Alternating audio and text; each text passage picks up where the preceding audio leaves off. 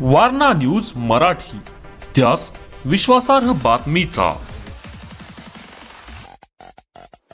आज 351वा छत्रपती शिवाजी महाराजांचा शिवराज्य अभिषेक सोहळा आता जिल्हा परिषदमध्ये मोठ्या प्रमाणे आम्ही आता गुढी उभे करून सुरू केलेली आहेत।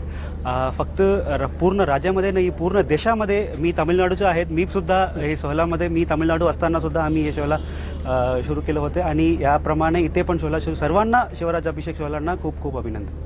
आज 351वा शिवराज्याभिषेक दिन फार मोठ्या दिमाखामध्ये संपूर्ण राज्यामध्ये साजरा होतोय।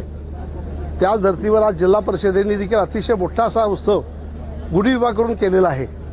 सर्व जिल्ह्यातले अधिकारी पदाधिकारी उपस्थित राहून आज गुढी इथं उभी केलेली आहे आणि त्यामुळं आज आमच्या या जिल्ह्यामध्ये अतिशय उत्साही वातावरणामध्ये शिवराज्याभिषेक साजरा होतोय।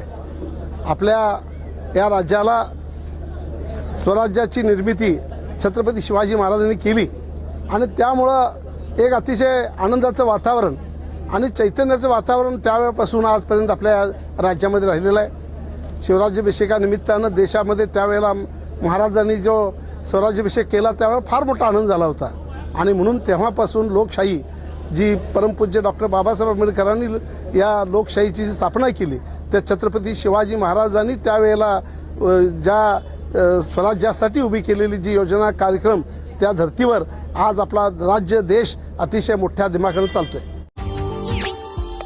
Subscribe now and press the bell icon. Never miss an update.